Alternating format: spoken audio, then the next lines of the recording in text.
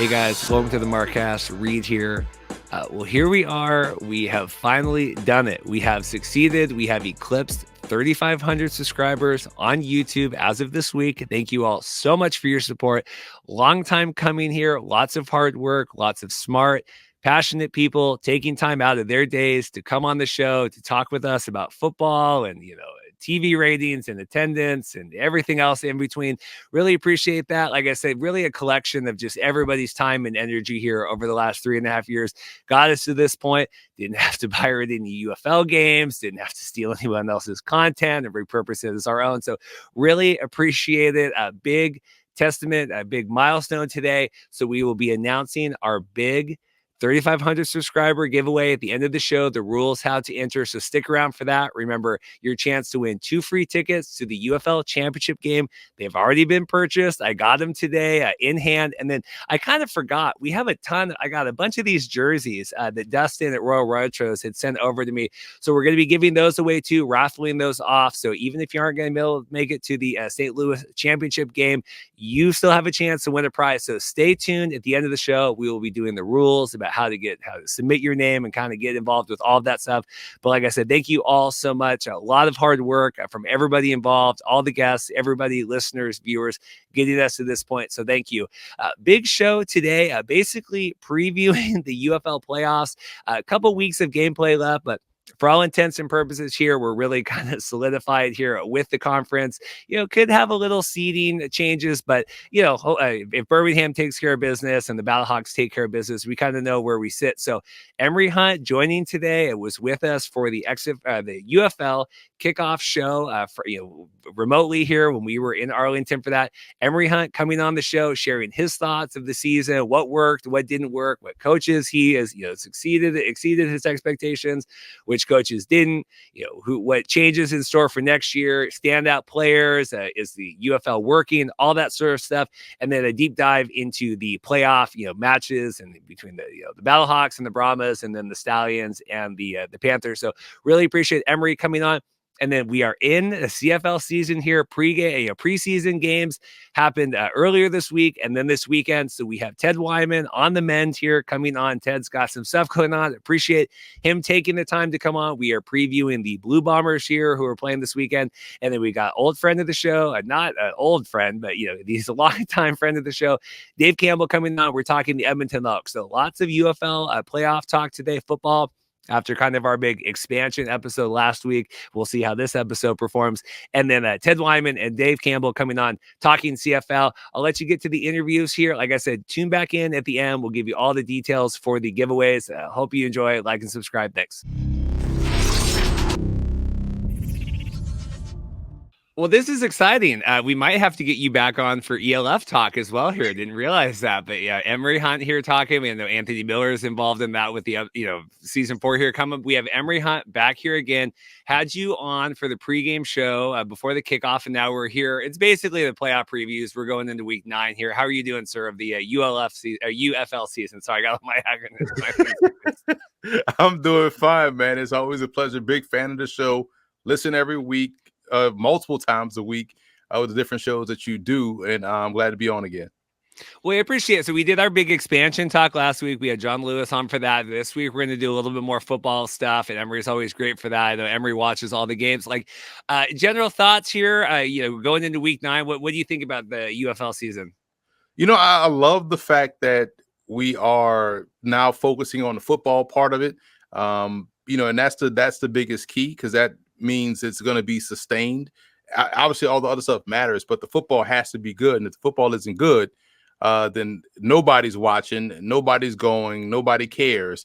And I do feel like I tweeted this out last week where, even though you kind of like how they've sold, we consolidated the teams, so it's tougher to make the rosters. It's not quite WNBA tough, but it is, they kind of got the best of the best. But then you lose some of those little idiosyncrasies that are involved with different teams, like how you knew the Pittsburgh Maulers defense was going to be the reason why they would be in a game or perhaps win a game. You knew New Jersey was going to come in with their unique 2-quarterback system and be the only team running that system. And you knew Philadelphia was going to air it out and just kind of, go balls to the wall with their passing game. And in the XFL, you knew how DC had their 2-quarterback system, and it kind of worked. When one was struggling, okay, we'll take him out, put the other one in, and get the offense jump started again. So you kind of lose that. And I think that's why I always want more teams to kind of help want to get more players opportunities and more jobs, but also kind of build that uniqueness that is in the, that we see in the college game or even in the NFL game when some teams are zigging, other teams are zagging, and it makes for a fun, brand so people could tune in. Oh yeah, it's because I think what happens, people get kind of stale in terms of, man, we watched this team already like 3 times. I kind of want to see somebody else play. But when you only have 8 teams, you kind of only have that at your, only have that at your disposal.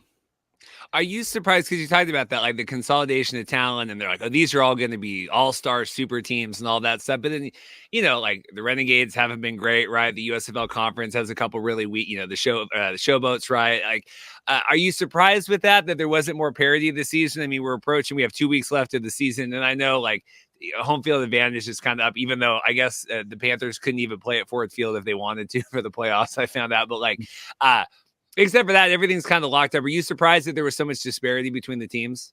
Yes, because you kind of thought it would be, everybody would be 3-3 right now. You know what I'm saying? 4-4 with 2 weeks to go. It's like, man, who's gonna but like we talked about before, whether it was the XFL 2021 or when it 2020 last year or USFL 2021. It really comes down to quarterback play, and a lot of teams pick the wrong quarterback. And not saying that the guy can't play, but sometimes it's just, hey man, if you're in a secondary league where the focus will be on can we protect the quarterback, you better have a mobile quarterback back there to kind of help that offensive line. And if you don't, you kind of get left in the left behind. And I thought, hey, if you're gonna cut 8 teams, your depth chart at quarterback is probably going to be super strong to where we wouldn't see a 1-7 team going into week 9. We'd see a team that's 4-4. So I felt that's the biggest shock.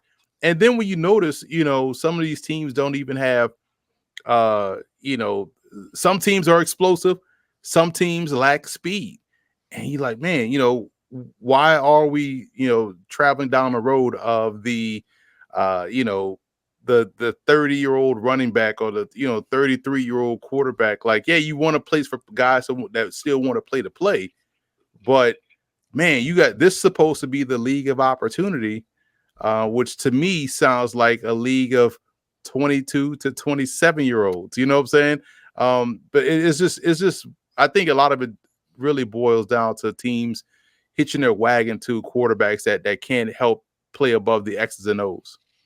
And I remember famously, you're an advocate for getting the younger talent in these, and you don't want to see, year 7 of whoever. Are you, some of these, I know obviously, McCarron has done well with the Battlehawks. We've seen Teamu struggle, like not, it hasn't been a hit for all these quarterbacks coming in. I know that the Martinez thing with the Stallions has been phenomenal, and they've really, Skip Holtz, it seems like, can plug in whoever there and kind of make it work. But are you surprised, I guess, specifically with the defenders in Teamu specifically that really haven't reached it? I know they had injuries and people moving on and stuff going in, but it's kind of a shell of its former team, it looks like.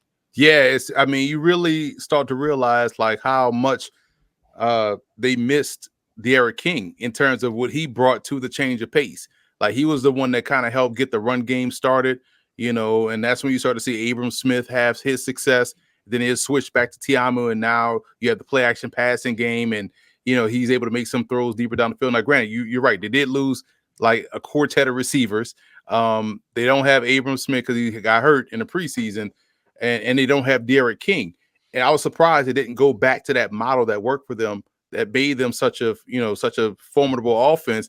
But man, a lot of their defensive pieces are still there, and they stink defensively, to be completely fair and honest. Like, they can't stop anybody.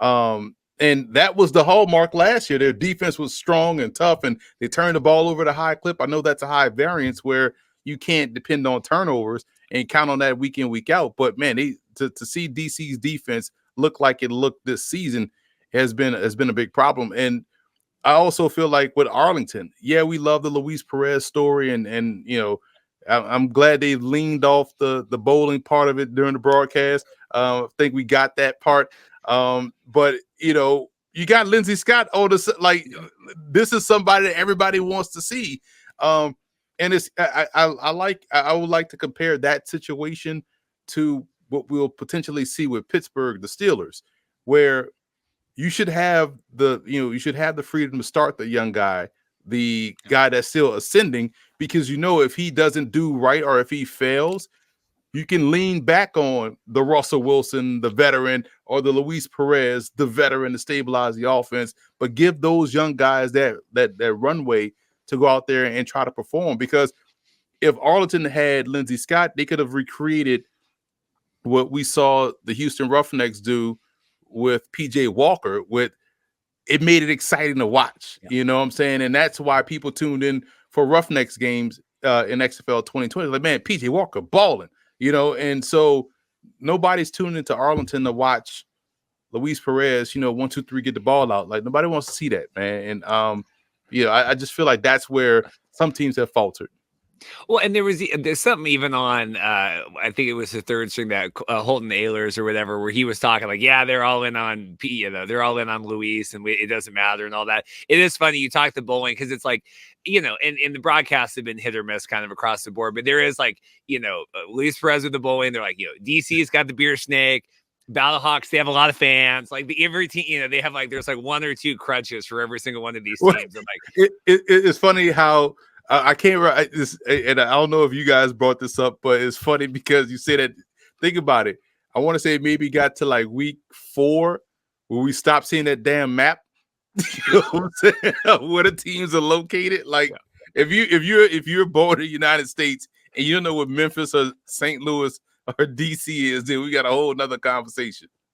Well, I also, when they post that map, and I had sent that over to Sam Schwartz team. We'll talk every once in a while. Like, I had drawn the rest of the United States there, and they're like, well, I'm over here, so I'm not. That's where I'm rooting from. It's not even. And God forbid you don't have any international viewers as well. Like, it's only if you live in Birmingham, Texas. That's all we care about. We don't want to do any of that stuff. Some of these, like, you talk boring football. Some of these coaches, the Arlington, I feel like Bob Stoops is kind of on his way out. I'm curious here when we get the pay structures next year with some of these XFL coaches. Like, are they going to take a pay cut? But like Curtis Johnson feels like we're moving on. Like, any of these guys that you've been kind of disappointed in from a head coaching perspective? It's fascinating, because if you look at what we had with Kirby Wilson in USFL 2021, right? For all of his faults, it became part of the brand, right? In terms of like, I got to tune in to see what they do. And then they moved on from him, and then they bring in, Horton, and you like, all right, well, this team kind of plays, they have an identity. I feel like we haven't seen the identity yet for Stoops, or especially him being a college coach, and also Curtis Johnson being a former college head coach as well. The identities aren't there. Like, when you tune into a Birmingham game, you've seen an identity. Even with Mike Nolan, who has taken another step forward in his second season, has developed an identity, and he had to use multiple quarterbacks. And so I think those two, you haven't really seen the identity. Now, to your comment toward pay structure, wouldn't this be the perfect time to kind of lean in on younger coaches like AJ Smith, right? The coordinator for the San Antonio Brahmas. Wouldn't he be primed for a head coaching job in, the UFL? Or, Anthony Blevins, who should be the head coach of the Vegas Vipers. Wouldn't he be primed for a head coaching job? If it's the league of opportunity, let's get these younger up and coming coaches opportunities to lead a football team, and also give these young up and coming players to, have a chance to get some fresh tape out there. And I know that kind of, I get why they go with the AJ McCarrons and the Wade Phillips and all. I get that, because you got to have recognizable names for the layperson. But man, I would go aggressive this offseason, starting with the draft. And we talked about this before, where you have like a futures draft. Like, listen, if I'm who DJ Uyangalele, bro, listen, you're like your 7th year in college, your 3rd program, like NFL is gonna treat you like an afterthought. Like I would have gone heavily after Talia Tungvaloa. I said this like when we talked before. I would have gone heavily after Stetson Bennett before he had that last year where they won the national championship. That would have been the guy that you kind of thought that league would be like, yeah, he's only 5'9", 5'10", whatever. We don't need that, right? So you find you earmark some of these guys that you know the NFL will kind of, because if you're really competing with day 3, late day 3. So if I can get the guy like a Lindsey Scott and say, hey man, you know, once you're done in November or December, if you playoffs or whatnot, how about you just come play for us for a season or at least 4 games and let the league reevaluate you in those 4 games, you still can get drafted. We've seen this before happen with we just saw with Quantez Stiggers, Toronto, although he played a full 18-game season plus playoffs, but we saw it with Kenny Robinson in the XFL. Like, you have a chance to still get drafted, but man, like, I think that needs to be the aggressive approach. Get some young stars, both coaches and players, and really try to cultivate, an interest from the college fan and also the pro football fan. Before some UFL stands start screaming in the comments, USFL 2022. I also lost that year because of COVID. It was 22 and then 23, and then I spent, what was it? 21 was the Fan Control Football Spring League era. That was that's right. That was the doldrums of the show we were doing. So Zoe Tate says, but just make sure. In terms of standouts, obviously special teams have been, across the board. Anything else? Because like that, and that's always great. And you want to see, the Brandon Aubreys of the world and all that. But like anyone from I don't even know, quarterback, anyone else that non-special teams stand out for you as someone that's worth a shot in the NFL here? Because I do think they've strayed a little bit away from like every single comment is this guy's trying to get back to the NFL. Like this guy's trying to, but obviously that's kind of the goal. So what do you think about that? That's a great point. But it's funny because you see the guys that you think that the league would be attracted to. But then when they do the sideline interview and they show up the lower third, you're like, wow, he is 28. Like, geez, I forgot. Like the Derek Robersons. You know what I'm saying?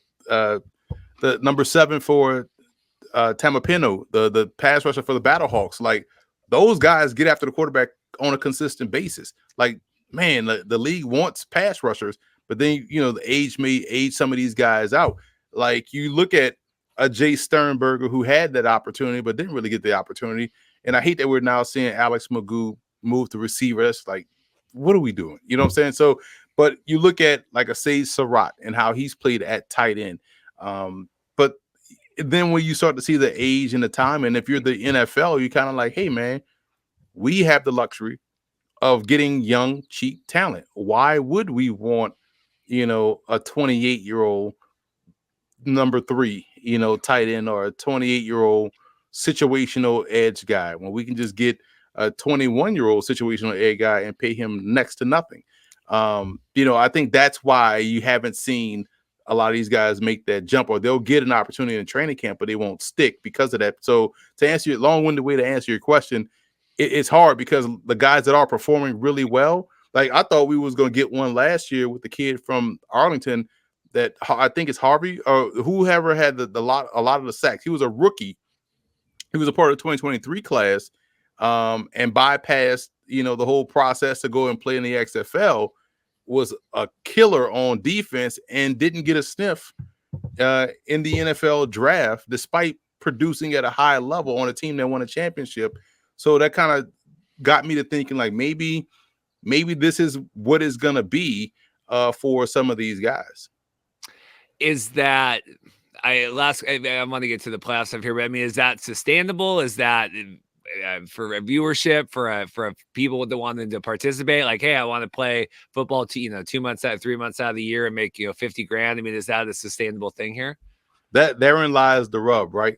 Because in order for that to happen, the salaries are going to have to increase. But in order for the salaries to increase, viewership and all, you got to, the demand for the product has to increase, right? Because if you can get to 100K, people might just be like, you know what, man, like this ain't bad, man. Like I can do this.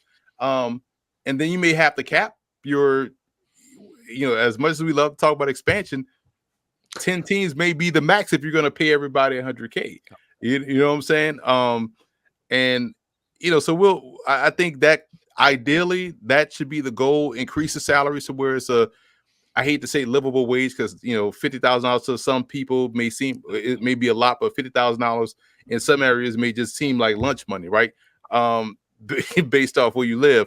But I do feel like that's where it kind of has to be. You have to create a second league where people can earn a living just playing ball, because we know the NFL, based off how they are and what they are, they have the luxury of bypassing what they've already bypassed, put it that way. Looking forward here, playoffs. Like I said, kind of most things in stone here. I'm presuming Birmingham hosts here the USFL conference.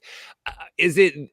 They're just head and shoulders above everybody. It feels like. I know they had the close back and forth with the Battlehawks, and that came down to kind of the wire. But like, is it just them and the credit to them, or are they doing things so much better than everyone else, or are teams not catching up to them? Like, how do you view where they've just? It's 3 years now. I mean, this is kind of an incredible run they have going on with multiple quarterbacks and all sorts of turnover and everything else.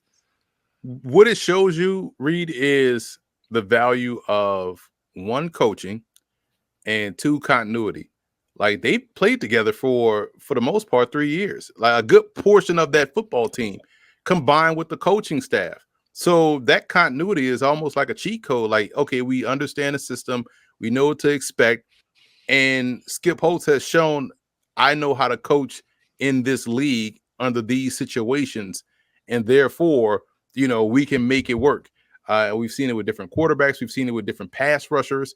We've seen it with different people in the secondary, but for the most part, a core of that team has been solid. And I'd be interested to go back and look at, had they had the same offensive line coach from 2022 to now. Yeah, they had Heimbach the one first year, and then he's with Arlington now, so I don't know who their OC is. Right, so because their offensive line hasn't been an issue, but a lot of it, Matt Caskey has been on this team since the start, right? The tackle out of Dartmouth who played with the Rams for a little bit.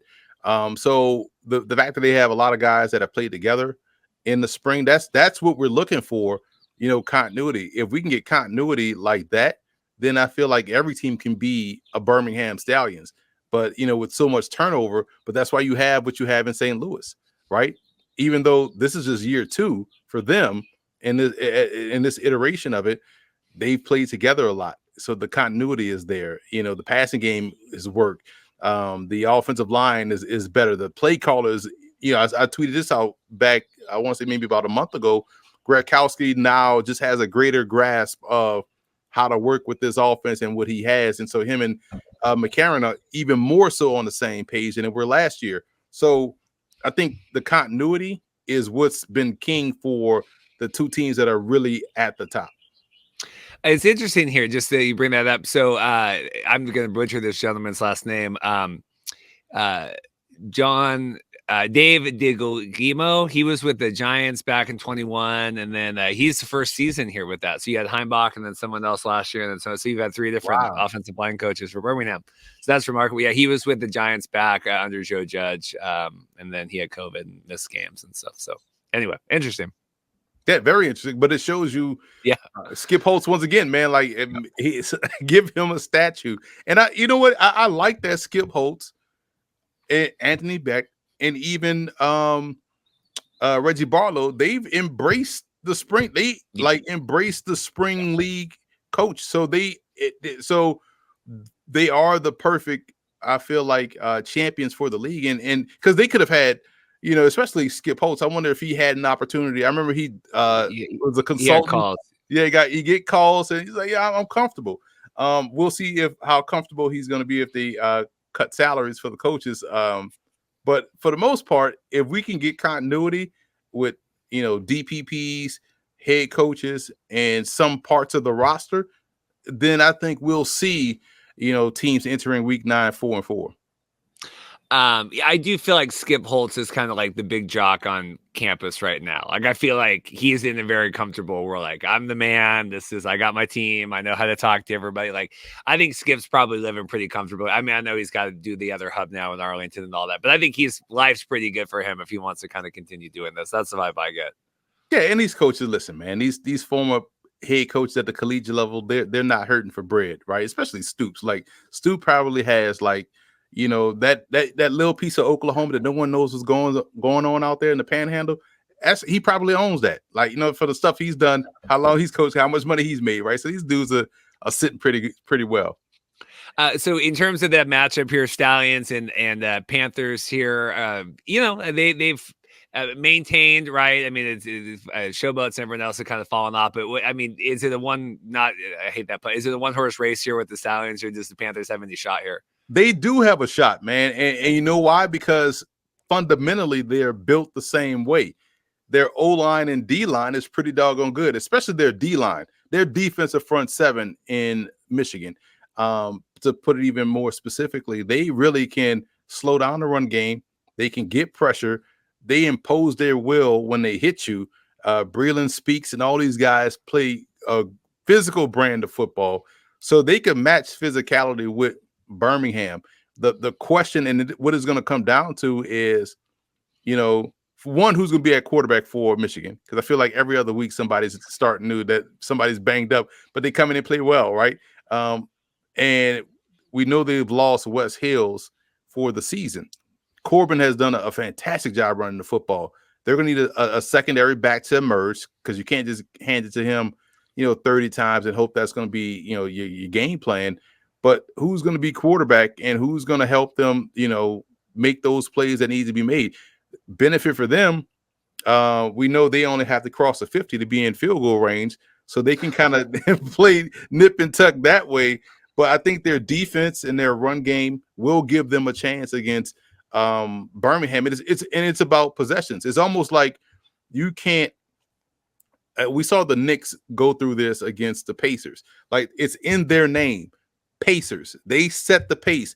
They are 24th in defense. Why are you trying to run with the Pacers? Like, slow it down, expose their defense, and make them play consistent basketball. But they want to go back and forth, and now you're out the playoffs, right? So if you're Michigan, you got to look at this like, hey, man, if we just limit the amount of possessions Birmingham has, we can make this we could raise the stakes on Birmingham to not make a mistake. So we've seen this, quite honestly, at times throughout the season for Birmingham. They get bored. They're dominant, but then they'll go through a quarter where they're just like, they can't complete a pass, or they'll have a mental drop here, or somebody will just jump all sides, or it's just like they'll play with their food a little bit. Yeah. And if you're Michigan, you got to try to exploit that. And the best way to do that is shrink the ball game and play keep away and force them to be consistently fundamentally sound all throughout the game. I've been tracking this, the East Coast bias with the Knicks and everything, and there's been a lot of in the Stephen A. There's been a lot this week about that. The Pacers guys. I'm not an NBA guy, but that's been interesting. We don't, maybe we'll get the Sonics back here. And then then the other side here with the Battlehawks here looking really good. Came down to the wire against the Stallions. Brahmas is our team coming in. Obviously, right now you've got Dormandy, but they're talking, right, Garbers might be coming back here. What do you make of that? Because to me, that's a little bit, I think Stallions steamrolled the Panthers here. But what do you make of the XFL conference? That's another one where it's the same argument I made for the Panthers and Stallions, I will make for the Battlehawks and Brahmas, because fundamentally, like, the Brahmas defense has done well. But you can run on them a little bit. Is St. Louis disciplined enough to run the ball consistently on them, or will they, hey man, we got to throw it here, because you got a former quarterback as the OC talking to a veteran quarterback, and so that ego is there, like, hey man, we gotta go out there and win with our arm. Like, bro, you better run the ball because you can. You know what I'm saying? And we know the quarterback situation over there in San Antonio. It's funny to see these guys be 6-2 or whatever their record is, I believe. And it's like, bro, y'all should be 3-5.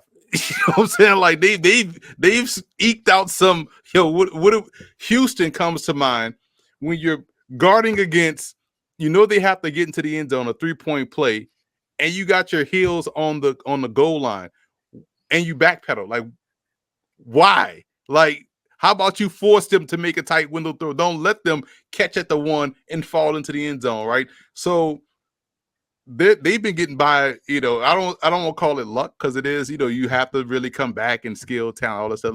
But they've been getting lucky, man. And so this will be a game where they can't make mistakes, and you're going to require Dormany to protect the ball, because he tends to be he puts the balls in harm's way. And if it's Garbers wasn't playing particularly well before he got injured. So there's some questions about their passing game. We've seen them drop a lot of passes at receiver too. So it's not like they have those receivers that'll make you pay. Where you kind of, this guy may drop the ball on this play and then he may catch it on the next one. That type of inconsistency, you can't have that going into a game against the Battlehawks. So if they're going to have a chance to win, if they win, that means they would have played their cleanest, most consistent, most fundamentally sound game of the year. And that's hard to say. I just think that that's a tougher battle, in my opinion, than the Stallions and Panthers. Last thing here, real quick. Just call your shot here. If it is the Stallions and the Battlehawks at the Dome here, we'll be there. It should be raucous, presuming the Battlehawks are there. But do you think they have enough? And what's your early predictions for a potential championship game? I think the Stallions can win that one, by double digits. We saw them play with their food in the fourth quarter. Like, what was that play call? And then you have the block punt. Just what we was talking about, right? Like, that game should have been double digits. Birmingham easily, right? But again, red zone, playing with their food, field goal. Then at the end of the game, you're trying to run, you get a block punt. Of all situations, you're not ready for a block punt. So I feel like I hate to use the cliche, they've been there before, but they have been there before. And so they kind of understand the stakes are high at that game. And so I could say they could win that one by 10. I will say I'm close to making the poll, but I don't want to destroy Twitter. Like, who is the most annoying fan base, the Stallions or the Battlehawks? Because it is getting to that point. But at least the Stallions have won, right? I mean, at least the Stallions have won. So that's, to me, they at least, okay, giddy up and buck up and all. Like, at least you guys have won. Where the Battlehawks are screaming like, beat the Sea Dragons last year at home and you're in the playoffs. And we're not even going to point spreads and point differentials and all that stuff. So it should be exciting. Emory, I appreciate it. I will look forward to your elf and, involvement and everything else. It should be fun here. Listen, I'm looking forward to it, man. I expect my first game is June 15th. I had the Barcelona Dragons at the Helvetic Mercenaries. They changed their name this season. So that's a great name for a football team. But the Barcelona Dragons has the best quarterback in the ELF, and he hadn't even taken a snap yet in the ELF, and is yours truly from the University of Louisiana and Levi Lewis. So I'm already calling him as the best quarterback in the game. He should be playing in the UFL, but we'll see him in the ELF and dominate for the Barcelona Dragons. So I'm excited for that one. Well, I appreciate. I tell you, years ago we hitched our wagon to the wrong. I'm like, oh, this USFL thing's gonna, and the XFL, like here ELF going into year 4 here, and they're crushing it and selling good and everything else. So we hitched our ride wrong. So Emory, I appreciate it. Busy guy as always. Thanks so much. Appreciate you, Reed. Well, we have Ted here today. Ted's a little on the mend, but he's taking the time to come on here. I appreciate it. Ted Wyman here, Winnipeg Sun. How are you doing, sir? I'm doing great, buddy. I always like it when the CFL season gets going. That's my time of year. I love training camp. I love doing a job that you're sitting outside for most of the time, getting to know people, hearing great stories from guys that have great stories from all parts of this continent and even overseas. So that's a lot of fun. And Bombers had a very early preseason game already this year too, which is a little strange, but I guess I think it's good to get started a little earlier because the league really wants to move up the Grey Cup, and rightly so. The better chance of having every game played without a lot of snow and cold is the best plan you can have. And this year it's in BC anyway, so I guess it doesn't matter. Well, I was surprised, yeah, because I looked and I'm like, oh god, okay, because I was like, are there more? Do I got to hit up some more people this week? I'm like, well, no, the rest of the games are this weekend. They had the early game. Any indication why? Just kind of getting things rolling. Well, the Bombers start on the 6th, so if you're going to get in 2 games, you have to do it over 3 weeks for 2 games for each team. So someone had to start, just one game on the Victoria Day holiday here. And riders like to have that game because they think it's a good day to have a football game on a holiday in Regina. And so that started out pretty early, and a lot of backup players played for the Bombers, and we learned a bit about them. So I think that was really good. But, when they get out there for their second preseason game, which is on May 31st, we're going to see a lot more what the real Bombers will look like. Yeah, preseason always, and especially the CFL, and kind of working a lot of guys in. Yeah, what major takeaways did you have from the preseason game? They won, right, against Saskatchewan. I know it's preseason, but they didn't win. And really so they didn't even start Caleros. They didn't start a lot of guys that you would deem as regular starters. So the guys who were out there as starters, even those players, really only played a quarter. And they were in pretty good shape then. Chris Strevler was doing a good job. He was doing everything that he did the last time he was here, running the football. He was 7 for 8 passing for, I think, 65 yards, 3 runs for 25. That's typical Chris Strevler. And so I think people are happy to see that he still looks like a guy who's a good CFL quarterback. He gave it a pretty good run in the NFL too, but just didn't quite get there. And then when their second and third quarterbacks came in for that game, it was a little uglier. And when, a lot of lower on the depth chart guys as well, guys who'd never been in a game together, communicating, etc., it didn't go so well. Eric Barrier came in as a backup, the first choice at backup, because I think that's the player they want to see most. I really think he's the most likely to be heading out of town soon anyway, but he had a horrible game, which didn't help. 2 terrible interceptions, barely got any offensive yards at all. And, just nothing went well for him. But Terry Wilson, the other quarterback who has a nice pedigree, looked really good. He played well. He threw for over 100 yards, threw a touchdown pass. It was late, but nonetheless it was. And he looked pretty calm and cool in there. So that's probably going to be your third string quarterback here in Winnipeg. And, a guy that I think it looks like could probably step in and help them if any of the 1 or 2 get hurt. In terms of Strevler, is this is this a fan move? Do you think he's still got a lot of juice in his tank here? I mean, I know people were really excited when they posted all that stuff kind of in the off season. Well, he came to them, man. He decided he wanted to keep his journey going forward in the CFL. Still got lots of years in him for the game, and he loved his time here in Winnipeg. So he came to them, and they did show interest right away. But then when word got out in the league that Strevler was definitely coming back, there was a few other teams that started to throw their hat in the ring. And, basically what they served to do is get the salary bumped up. The Bombers thought it was a pretty good deal for them because they're going to pay this guy non-starter money. And he was willing to do it. He made a lot of money during his time in the NFL. So that's kind of good on him. And eventually they got the deal done. And he's sure enthusiastic, I'll tell you. You're losing leaders from this team, right? Like you're losing Jamarcus Hardrick. He's one of the biggest leaders this team's had in a long time. He's a longtime defensive captain. Adam Bighill's going on the 6-game injury list, which, I don't know how long he's going to be out, but you're going to be starting without the veteran presence that's been in the middle since 2018. They're going to have to find some leadership in this group for sure. And I think, that Mike O'Shea would tell you that Chris Strevler's the best bet to make up for what they're lacking because he's just a great leader, a great motivator.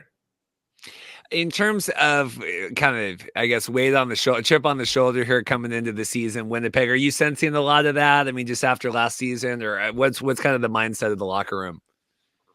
Oh, chip on the shoulder for sure. It's pretty tough, man. Like this team could legitimately be 4-time in a row Grey Cup champions. I think anyone who watched the last 2 Grey Cups could say Winnipeg absolutely could have or should have won those games. And so to lose last year to Montreal was heartbreaking. They felt they were the much better team, and they blew it, basically. And so obviously they come in with that chip on the shoulder that they want to get back there one more time and prove it. And that if you can get 3 out of the last 5, that's still in dynasty territory, isn't it? Yeah, you're kind of stretching out the definition, but I agree 100%. Well, territory, right? Yeah. So there's a chance there. But I don't see the same level of quality of team right now that they had last year or the year before as it goes. They've lost some really good players. And they're replacing them in camp. It's what you're supposed to do. You can't just assume that a rookie is going to be bad. There's a good chance that rookie is going to be good. Not long ago, the Bombers brought in Dalton Schoen as a, number 23 on the depth chart guy. And he ended up making the team, became rookie of the year. He's been one of the best receivers in the league for 2 years, and they managed to get him back. That's going to be really helpful. And they've still got veterans in the right places, like Willie Jefferson, Big Hill when he comes back, Brandon Alexander at safety when he comes back. He hasn't practiced yet. And then, of course, you've got arguably the best quarterback in the league in Zach Collaros. And I'd say definitely the best running back in the league in Brady Oliveira. And they love their receiving core. That's still pretty consistent. They're just basically looking for one guy. And as I already mentioned, you only have to look so far as Dalton Schoen to realize that sometimes you can find a gem and have somebody that really impacts your team. And that's what happened with Schoen. And of course, they'll hope that that'll happen again. With the Oliveira thing, and I know because he was kind of testing the market, right? And I think BC, I'm trying to, because this was like ages ago. I got the whole UFL season here. I'm trying to remember back to, but because that to me would have been a really game-changing signing for a lot of teams. I mean, I thought with him being back now and happy with that, do you sense that that if he had gone to BC, I mean, that's like turning the tides in a big way. Dude, I would not even be able to remember which league I were covering if I were you. So there's been so many evolutions there. But Brady loves Winnipeg. Yeah. He loves representing Winnipeg. He loves being a huge part of the Blue Bomber organization. And it is what he wanted all along. But he wasn't going to let them walk all over him. He wasn't going to let them just say, well, you love Winnipeg. We love you. So, why don't you just take $200,000 or whatever? He wanted more. He wanted to get $250,000. That was his target. He got offered more than that. He got offered $250,000 from one team, I think, and $275,000 from another. And he chose to come back here for, I think it was something like $236,000. Still the highest paid running back in the league, and rightly so. So when you're the, most outstanding Canadian, you were the runner-up to the most outstanding player in the league. You deserve that. And now he's just in his happy place, but he hasn't even practiced yet. He's been injured, so they didn't put him on the 6th game, so I'm assuming that's okay. They got a little time, right? Like they really need to evaluate players this year that they don't know.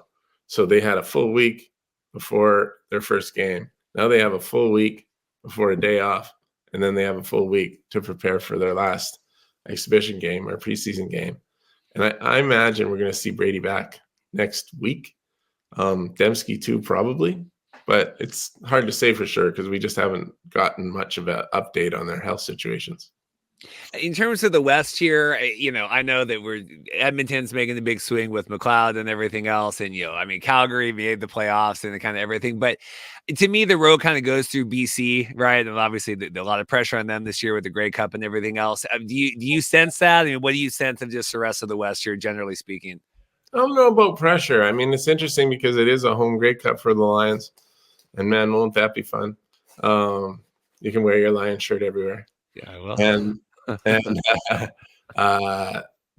you have a situation there where you've got a chance to win at home, and you really want to do that. The Bombers want to do it next year. They really, really want to do that. They want to keep building this momentum that's gone really well in BC in terms of attendance last year and the great atmosphere outside the stadium and all that kind of stuff.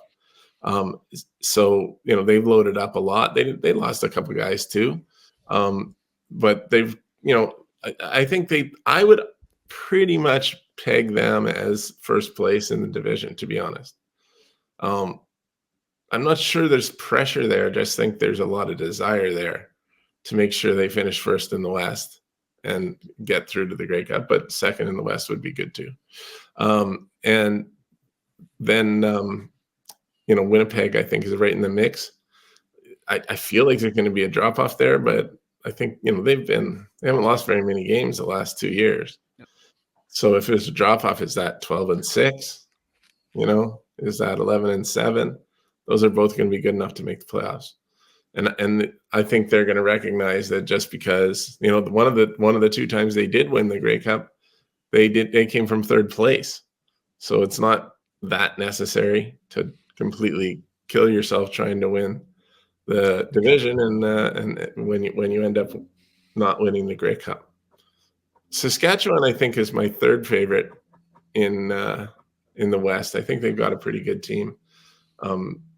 Good depth at quarterback, man. Like, we saw tiny bit of Trevor Harris, some Mason Fine. Shea Patterson was outstanding. He had a tremendous game. And they threw Jack Cohn in there as well. So they had 4 different guys in there, but they all handled themselves pretty well. And I really was impressed with what Shea Patterson did. So I could see it being, Harris. Oh, they also had Antonio Pipkin in there.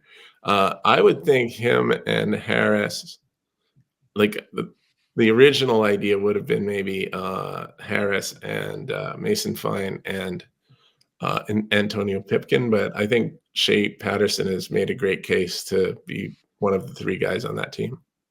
Former number 1 USFL 2022 draft pick there, Shea Patterson came in and was not great. Out, eh? Huh? You pull those numbers out. Yeah. So there you go. Last question here. I won't keep you too long. I know, like I said, you're on the mend here. Biggest questions you have here for the Bombers to figure out here in the next 2.5 weeks here before the season kickoff? Yeah, who's gonna be the 5th receiver? I thought it was going to be KJ Hill, but apparently he just wasn't very healthy, and so they let him go. I like Myron Mitchell this week. I liked Aaron Cruikshank this week. I think they really want to get a guy in there that can, maybe there's room for 2 receivers because one of them is going to be the primary kick returner and the other one's going to be the number 5 receiver in that lineup. So that's a pretty good battle spot. The defensive line, Doug Brown said before the broadcast the other day that was the biggest area of concern for him, and he's an all-star Hall of Fame defensive lineman, so I think he knows. But they've got Willie Jefferson, and then they got Cam Lawson and Jake Thomas there as veterans. But then who's going to handle the inside, and that'll probably be an American, and who's going to handle the outside opposed to Jefferson? That is up in the air, and I think the candidates are Celestin Haba, who was here last year, and Chauncey Rivers, who's got some NFL experience, and he looked really good in his first game, and Taiwan Garbett, who was here last year as well a bit, and he got a sack last game, and he looked really good. And so that's pretty important. Who's going to start at middle linebacker if Adam Bighill can't go. Like, nothing jumps off the page for me completely there, but they're going to have to make sure they get somebody competent in there because they really rely on him. So that's going to be an interesting one. Defensive back, will Tyrell Ford get a chance to start in the CFL is a big question for me.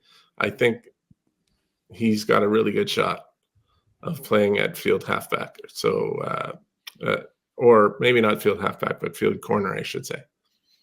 So that would be really exciting, I think. And it would be even more exciting if Edmonton hadn't kind of not given Trey Ford his opportunity and signed McLeod Bethel Thompson. So I'd love to see those two guys playing against each other in a game, and it would be a lot of fun. Real quick, last thing, because Dave Campbell is going to be on this week as well. But are you just baffled by this Trey Ford thing with McLeod? Like, we all here stateside just can't get over it. But I'm just curious your thoughts, real quick, and I'll let you go. I promise. Well, it just doesn't make a ton of sense to me. Like how are you going to develop Trey Ford? But Jones doesn't want to be in a developing position. He wants to be a contender for the playoffs right now, and they might be. And MBT is a good quarterback. He showed what he could do with Toronto a couple of years ago. They got great receivers there. That could make a real difference. But I hope they give some reps to Trey Ford. I think, like there's a good opportunity to put him in there to just run the football. Use Trey Ford like the Bombers used Chris Streveler, and then that might work pretty well. But as long as nobody's taking away this guy's opportunity, because I think he looked last year like he was on the fast track to becoming a star. And I don't like that now he's had a little of that shine taken off. Yeah. Well, there you go, Ted. Go get some rest. I appreciate you making the time today. It means a lot. And we'll get you on here when you're back up to full speed. I appreciate it. You got it, buddy. Thank you very much. Enjoy the season. Well, I'm excited here. A familiar face, probably in better spirits. And I think the last time we talked, it was like a therapy session about the Elks at the end of last season here. But we have Dave Campbell here at the City of Buzz, but probably not with CFL, more NHL right now. But how are you doing, sir? I'm doing great. And you are correct, Reed. And it's just nice to see you. I know you're a big Oiler fan, not. No, you're right. I mean, it's fever pitch here. Just a great series against the Vancouver Canucks and, the Dallas Stars. It's interesting because, the last time these two played, I think was 2003. So that's 21 years ago. There's a lot of people that are Oiler fans that wouldn't remember really the Oilers and Stars rivalry, let alone the 5 Stanley Cups from 84 to 90, right? So there's a lot of new for a lot of Oiler fans, and someone from like myself, it's just, kind of cool to see these two teams meet again. It's great. Well, no, and so I mean, first off, and I was just reading, we had fights at training camp we'll talk about here, but I want it because, the Elks are in a really tricky situation here where the last couple seasons and here, I mean, even if they do an even deeper run here with the Oilers and then the Elks come in trying to get those dollars from the fans, like, what's your thoughts on that? I mean, I know it's good for the station and everything that way, but if fans, trying to get these people back onto the Edmonton Elks bandwagon. Well, I think it's just, it's out of their control. They can't do anything about it, right? And I think you have to enjoy the ride, support the Oilers. I think there are a lot of fans that are fans of both the Oilers and Elks, but no question, does this maybe affect the bottom line initially for the Elks? It might. I mean, we'll see what the attendance is like on Saturday and how well the Rider fans travel to a preseason game in Edmonton. But yeah, I mean, there's nothing they can do about it. It's possible that both their preseason games will be inside the confines of a conference final because the game on the 31st against the Lions in Vancouver is potential game 5. And there's potential that there's a Stanley Cup final that they have to compete with the Oilers being in it. But there's nothing they can do about it, and it's probably just, again, it's just circumstantially, it's not a great situation because they're coming off of another bad season with some optimism coming into this year. But I would say extremely cautious optimism as well. But I think, you just be supportive of the team down the street, and they are supportive of them as well when they'll get going, and you just enjoy the ride. There's nothing else you can do. Yeah, what's the vibe right now? I mean, obviously, Elks have their first preseason game this weekend. Yeah, with Winnipeg and Saskatchewan had theirs earlier this week. But like, what's the mood? We'll get into this fight kind of stuff, but that's always just kind of funny, salacious, whatever. But what is the general vibe here going into the season? Well, I think there's a lot of intrigue about McLeod Bethel Thompson coming in as a new starter. Trey Ford now the number 2 quarterback.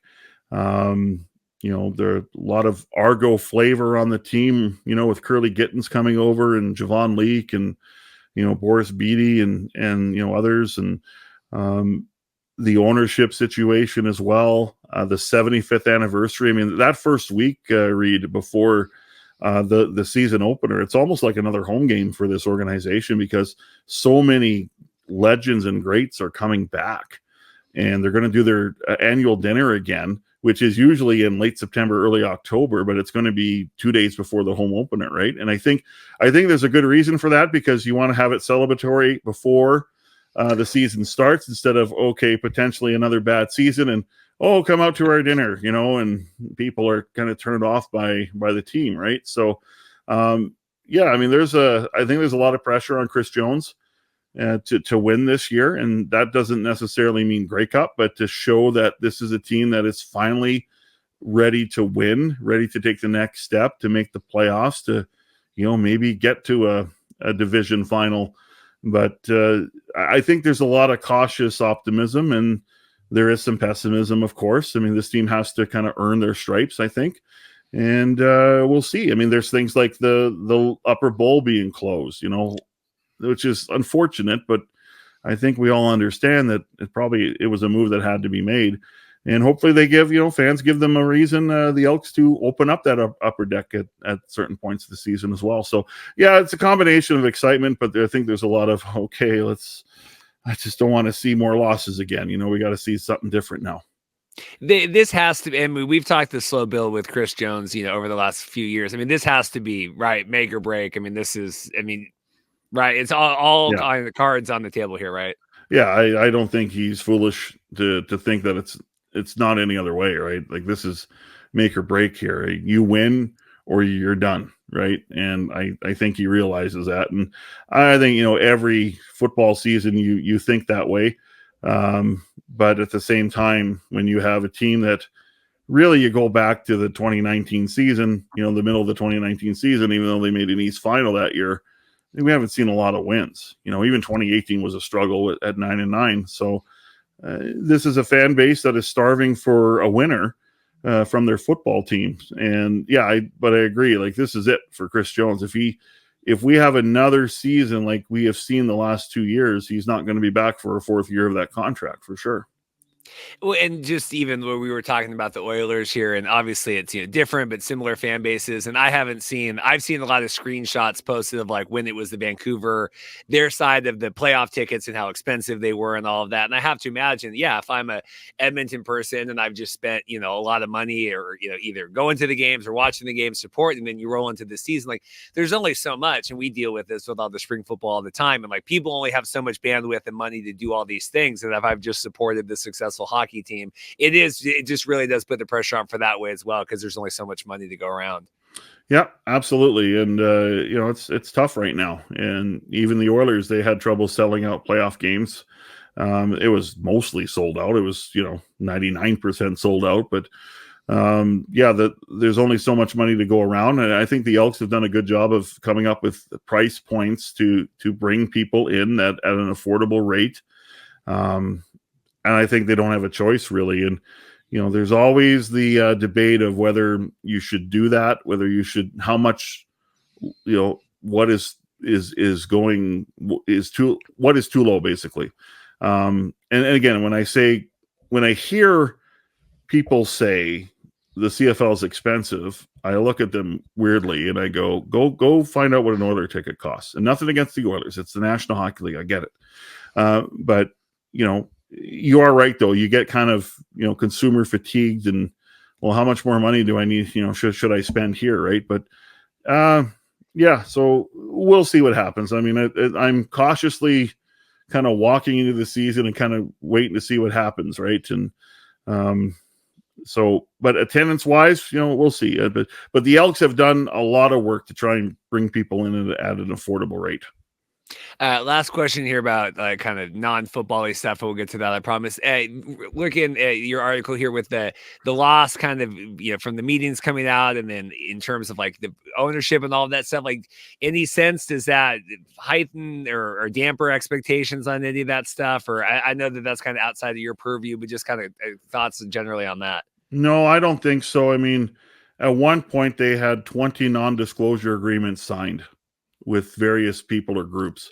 To me, that's remarkable that an organization that has struggled financially and has struggled, in the public eye over the last few years, has garnered that much interest. That's impressive. So even going through a name change, there's some power in the brand still, a lot of power. So now they're down to the short straws, and they've really whittled that list down. There's mixture of local and not local and that sort of thing, and that it should be all wrapped up sometime in the summer, I believe. I know the board chair Tom Richards was putting a lot of runway to this, and he said by the end of the 24 season, but for sure by the start of the 25 season, we'll see private ownership. So I don't think the results on the field are going to affect the ownership. I think that they're pretty confident that they're going to have a good group to come in and inject some cash and hopefully get this franchise in the right direction. Football here now, and this is coming from we are all big McLeod Bethel Thompson fans, right? All of us, and kind of tracking his career, but we got to talk this Trey Ford and everything, because we saw last year the spark he gave, and not only that, but we kind of curtailed at the end of Ted Wyman's interview leading into this, and just from a Trey Ford developmental standpoint, like what does this do? I mean, thoughts, and again, big fan of McLeod, and I get that this is a make or break year for the Elks, but I'm really curious your thoughts on this situation. Well, I mean, let's go back to last year. Trey Ford finally gets to start a game in the 9th game of the season. Yeah. And then starts the rest of the way, but goes through a stretch where they went 4-2 under him. And if you look at it even further or deeper, they won 4 or 5 games and got themselves kind of back into a playoff race. Then the final 4 games happened, and they faced the 4 best teams in the league: the BC Lions, the Toronto Argonauts, the Montreal Alouettes, and then the Winnipeg Blue Bombers. Right. And I thought Trey Ford kind of came back down to earth. And it's not all his fault, of course. I mean, there are other factors involved here. But from the quarterback specifically, we saw some really dynamic things from him. And I think it really fooled defenses, and they couldn't handle what he was bringing. And then all of a sudden, they play the BC Lions on September 22nd, the start of that 4 straight losses to end the season. It's a home game. And the Lions adjust to Trey Ford by sending defensive backs his way. Okay, fine. We're just going to get speedy defensive backs to run right at you and to trap you and confuse you. And it worked, right? Look, Trey Ford is exciting, dynamic, athletic, but really raw as a starting quarterback, I believe. Now, there's an argument. I've heard this as well. What if Trey Ford started earlier or started week 1, which I don't think was realistic. But what if he started week 1 in 23? Could they have made the playoffs? Could they have found a few more wins? And could they have made the playoffs? Because remember, Calgary made the playoffs with 6 wins. So all you needed was 7. So you got to find 3 wins somewhere. Could they have been found? I think there's a good argument to that. But you go into this year where the pressure to win is so immense. This is make or break for Chris Jones and a lot of people within the organization from a football side of things. Can you really trust Trey Ford with that at this point? Is it fair to Trey Ford? No. If circumstances were different, might be more, fair for Trey Ford to, take a flyer on him. But you bring in McLeod Bethel Thompson, who is an experienced quarterback who's been part of 2 Grey Cups. He was behind Ricky Ray for 1 in 17, and then he won in 22. I know he didn't play well in the Grey Cup game, but he was very good in that season. In 21, he was a full-time starter as well, and we saw him in, spots in, 18 and 19 as well. But, he really came into his own in 21. Then he left for the USFL because his wife is really big up in Marvel. And he plays in the USFL, and look, it's the USFL. Well, I know a lot of people, it's the USFL. It's the USFL. It's a Pro Football League, and he played very well. Okay. And then he got the itch to come back. And I can tell you, I mean, Chris Jones and Geroy Simon had their eye on McLeod after the USFL season, but that's a lot of football for one man to play, right? And I think McLeod comes in, and we've seen the leadership that he brings. We've seen the fact that he talks to everyone. He talks to the other quarterbacks. He talks to the running backs, the receivers, offensive line. The defense takes notice of him, and that's good to see. His mechanics are good. His decision-making is usually good. He's going to make mistakes. Every quarterback does. For Trey Ford, I think this is important for him to take a step back and to learn from a veteran how to prepare, how to read defenses, how to lead, that, all those sort of things. Trey was upset when McLeod was signed. I don't blame him. Of course, when you're told you're going to be number one going into camp at the end of the 23 season, and then they basically change their tune. Management does. You're going to be upset. He wants the football. If he wasn't upset, I'd have more concerns about him. But McLeod got on the phone right away and started building that relationship with Trey, and they talked constantly. And you could see it in camp that Trey and McLeod have a really good relationship, and Trey is learning a lot, and I think his camp has been pretty solid. McLeod is far and away the best quarterback there, and I think it gives the Elks more than a puncher's chance to have a good season. It's interesting. Yeah. And no, McLeod, I think he was undefeated in the USFL until he came on the show. And then I think they lost like 3. It was you. I think it was. Well, so Ben Holmes famously no-showed the show and then went on and won a Grey Cup in the CFL. And then McLeod came on the show. And then so it's kind of the inverse relationship that way. But because I just, to me, and I absolutely, and the way that you phrase that is really great, where if Trey had started earlier and what ifs and all of that, and there's certainly no ill will towards McLeod coming in. I mean, he wants to, everyone wants to play and look out, but I mean, McLeod Bethel Thompson is 2 years younger than me. I mean, this isn't like exactly like a spring chicken here, but to me, besides like Nathan Warwick being Nathan Warwick, what made that BC Lions team so cool was we could spend so much money on everybody else because Nathan Warwick was making a penny. Yeah. And here you could have had Trey Ford, and right, his rookie deals ending up here. And so to surround that where they dump so much money in McLeod, that to me is the concern, where it's not like we're getting him for, what is it, like $550? I mean, it's a big contract, right? It's big. Yeah, absolutely. So they had to make decisions in other areas, and I think it affected, AC Leonard wanted a lot of money to come back, and they couldn't do it. They let him go. They let Ed Gainey go. They let Adam Konar go. He was making a good coin as well. It does affect other areas of the football team, but it's the pressure to win, and they trust him. They've worked with him because a lot of this coaching staff, including Chris Jones, including the offensive coordinator, Jarius Jackson, and Marcus Howell, who's the receivers coach, who has a big hand in the offense as well. They all know him, and McLeod knows them, and there's a trust there. So, I think that's why they went out and did it. Looking here, like I said, first preseason game coming up this weekend, and then you got a couple more weeks of camp. What are the big kind of questions you're looking at here? I mean, besides obviously McLeod, but kind of anything else team-wise for that, or how they protect him, or anything else kind of that you're going to have your eye out for? Yeah, definitely the offensive line for sure. Now, McLeod gets the ball out fast, which the O-line will like, so that's going to help the O-line for sure. But beyond that, I mean, McLeod's limited when you compare him to Trey, right? So it'll be interesting to see how McLeod handles some pressure if the Riders, are able to, send some blitz and see what McLeod is able to handle. And McLeod's going to want to know what he can handle. I look at the D-line. The D-line has all kinds of question marks. Robert Condici has come in, former first-round pick in the NFL with the Arizona Cardinals, and has been, underwhelming in his pro career, especially in the NFL. He's come in hungry and determined and has been a force on the inside. Jamin Pelly had an interesting camp where they spent a lot of time with Jamin trying to have him more in shape, but they still see him as a starter, and we'll see what happens there. Elliott Brown's coming in to kind of be that AC Leonard replacement. Noah Curtis came in, and he's 30 pounds heavier, one of these American Canadians. And that's, to me, it's all about the D-line. And after that, The secondary, you got Kai Gray coming back, West nominee for most outstanding rookie. Darius Bratton's back. Marcus Lewis in a limited time had 4 interceptions before being hurt. And they look like they're more confident. But they've lost leaders on that team. Like I said, Gainey, Konar, Serezna traded, Leonard not brought back. You got Purefoy and you got Niles Morgan as your established leaders on that team. So it'll be interesting to see what happens with this young defense.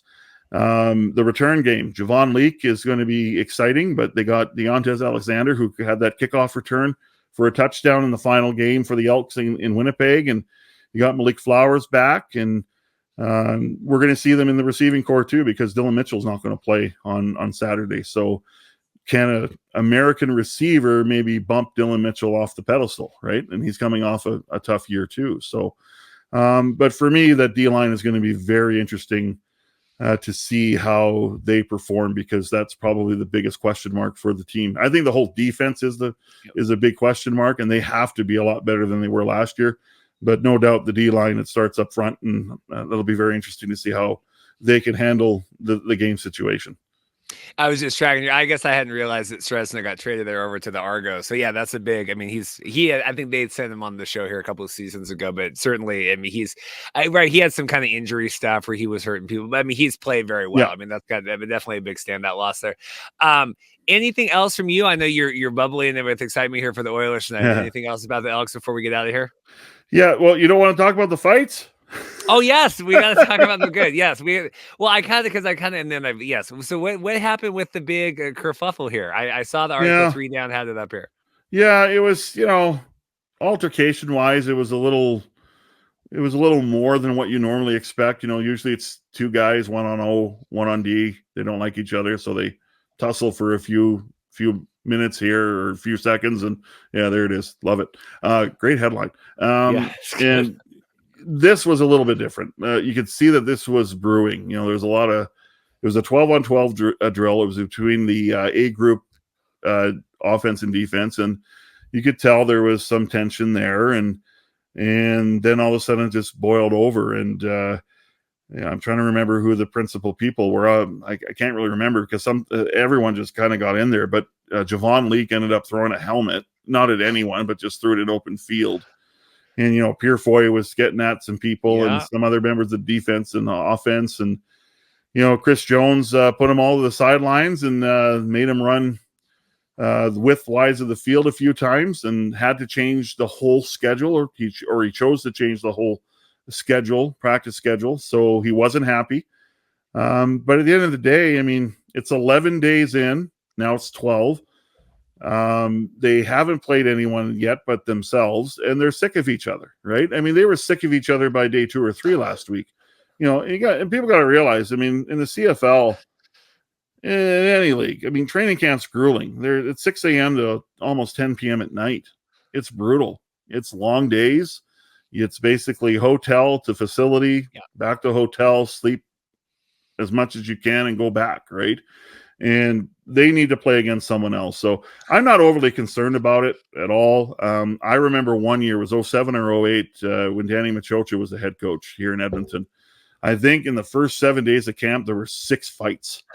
And there was real Donnybrooks and just real concern. And there was a lot of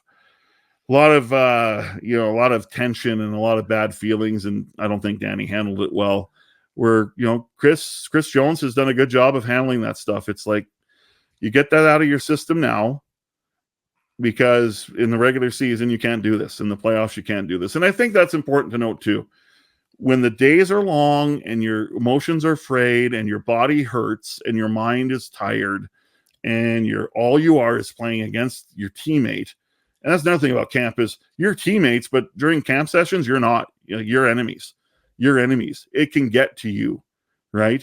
And get it out of the way now, because when the regular season comes, we don't really see that. So I think camp is really good at getting all that flushed out, but you just got to be careful. The line has to be, it's a very thin line between, it's no big deal to, boy, we got a problem here. So I think Chris Jones knew that, and he dealt with it yesterday. I'll tell you, I think right. You guys made a tweak last year. These jerseys are fire. I really like these, right? They You like tweaked them? a little bit. I do. Do you not like them? Some people don't like them because of the white numbers. Oh, I like it. I think Yeah. that's really clean. Yeah, I can't invest it. I have too many jerseys investments of all sorts of kinds. I can't get back. I have my one BC Lions jersey that someone sent me. I can't get it in any more leagues. My wife will divorce me. Well, Dave, I appreciate it. Like I said, you certainly have a fan with me with the Oilers because Stars took us out last year. So I have no rooting interest in that. And Anthony Miller covers them and he can just go to heck. And we don't need any. So I appreciate it. Like I said, taking time to come on. Hopefully the season starts better. Last year we can get you back on here doing non-therapy sessions. But no, I mean, I think people are excited. At least McLeod, at least it's a story. I mean, it's a big story to track in the West. And so I think if nothing else, they should attract fans for the first few weeks because of that. No question. Yeah, it's good to talk Elks. This is the best time of the year to talk about the football team you cover because everyone's 0-0, right? And optimism is highest. So hopefully the next time we talk, we're talking about good things. That'll be good. Dave Campbell, thank you so much. Appreciate it. Thanks, Reed. Talk to you later, buddy. Huge special thanks to all of our guests for coming on today. Emory Hunt taking time out of his busy week here at covering Giants training camp. And then obviously Ted Wyman coming on, taking time on the mend. Dave Campbell busy with Edmonton, the Oilers in the Stanley Cup playoffs and everything else. So really appreciate everyone coming on this week. And like I said, it is all the collection of voices and people taking the time out of their day to come on. That's what makes this program what it is. So I really appreciate that. I hope you guys enjoy. And now, drum roll, please. It is time to announce the rules here to get involved in the 3,500 subscriber giveaway. 2 free tickets to the UFL Championship game, and then I have a cavalcade of Royal Retros custom jerseys here. I'll show them all off here, but here's the rules to enter. Remember, big grand prize, 2 free tickets to the UFL Championship game. I've already purchased them. You'll be sitting with the professor, Andrew Murray. I'm going to try to be in the press box just to kind of save some cash here on the back end. We have flights and hotels and kind of all that stuff on my end to get to the championship game, but 2 free tickets. It's like row M behind the XFL bench here at the Battlehawks Dome. Basically, it was the best seats that were available today once kind of the pre-sale because we didn't know if we were going to hit the thing and all that stuff. So 2 tickets, I think they're $110 a piece. So it's like basically the best tickets you can get at this point. Like I said, like seats 5, 6, 7, whatever. Row M, you will be, like I said, with the professor, Andrew Murray. Hopefully you guys will get along. Andy was posting funny gifs about that, him and the Joker makeup, but Andy's good to talk to at a football game. I think it'll have fun. So that's the main gift. That's the main prize. We will announce everything next week, so you'll have time to kind of figure out all that stuff. But like I said, make sure you're subscribed, get involved with all of that stuff, and got to be subscribed to win. That's grand prize number 1. And I'll tell you how to enter. And then all the other ones, I have a bunch of these Royal Retros jerseys. I kind of forgot Dustin had sent me all of these, and it was like right at the start of, I think there was like some jersey merch issues last year with the XFL, and I was like, I better not talk about these right now. But now these are all custom. Like Dustin doesn't sell XFL 2020 jerseys, and I have a USFL one here as well. But if you want any of these, I think they're all size large. But we have a Jordan Teamu. Look at this. Battlehawks jersey, XFL 2020. This is hot. It's kind of hard to do when I'm sitting, but hopefully you get the idea. Brand new, tag still on, Jordan Teamu, Battlehawks jersey. We have old reliable. We got Brandon Silvers here, Seattle Dragons jersey, number 12. Again, Brandon Silvers here. And I can certainly post photos of any of these if you guys want them. I posted one on Twitter. We got old PJ Walker here, Houston Roughnecks, old school here, XFL jersey. Hopefully the mic's picking all this stuff up. XFL. And then we have a USFL. We have a Cavante Turpin New Jersey Generals jersey. This is hot. This is a hot one. Excuse me, I broke my microphone. This is a hot one as well. Even Mike Mitchell said he's interested in that one. Maybe Mike wants to win. Certainly. There's no rules or regulations against that. So this is what we're going to do. Like I said, make sure you're subscribed, and how you enter is comment on the video. You do 1 comment per each item. So, cause we're trying to, let's boost the algorithm, boost the comments. So If you want the jersey, comment, want the jersey, which one, want the Brandon Silvers jersey, PJ Walker, Jordan Teamu, Cavante Turbin, want the jersey. And then if you want the ticket, do a comment for that. So like if you wanted to enter into all 5, you would have 5 comments, like what. And then I'll go through, we'll do kind of a collection of everything here the Thursday night before. This will be all legit. Like I'll randomize all this because I know it's a big time gift here, a lot of money going into the grand prize. And then I'll pay for shipping for, for the jerseys, for everything else. And then, we can e-transfer the tickets, but comment, like I said, if you want all 5, you would have 5 comments, each one that you want. If you only want the Brandon Silvers one, you only want the whatever, comment that, and I'll search through and be able to kind of filter all the comments and keywords that way in the YouTube. But again, remember, we got these 4 awesome jerseys here, and then the 2 free tickets to the UFL Championship game. So I think when we get to 4,000, hopefully, maybe we could do like a season ticket pack next year. I don't know. Let me know also in the comments, like, what do you want for that? Like, what should be the next gift? Because tickets, spoiler, this is supposed to be like the pregame kickoff last year. We were supposed to give these tickets away. So championship game tickets, the jerseys, submit. There should be hopefully lots of comments on this. Drive the algorithm, share. We really appreciate that. A lot of money going into all this, giving all this stuff away. So appreciate that. But comment which ones you want. And then also separately, let me know like what should be the next giveaway. Happy to do like a 2-ticket packed, season next year. We maybe, we get 4,000 subscribers, or it would be 4,000 subscribers before the next UFL season. That would be pretty cool. CFL stuff's harder to do giveaways just because like some of the, the international and all that stuff. But we always support our CFL friends as well, but it's a little bit easier to do the UFL, XFL, USFL stuff. So like I said, appreciate everyone. Lots of time here, energy, everyone watching, all the guests, everything else. If you be subscribed, stay subscribed, get subscribed. Anyone that's subscribed, if I could say that enough here, by the end of this video, by the end of the week, you're all eligible. As long as you comment, just let me know. There's no restrictions of any of that stuff. We'll send that over. Mike Mitchell, Anthony Miller, get your comments in. Everyone else, even Andy could win a jersey. Andy could win a jersey. I could bring it in and he could wear it to the championship game. So anyway, we'll see you guys next week. Like and subscribe, but take care and thanks again.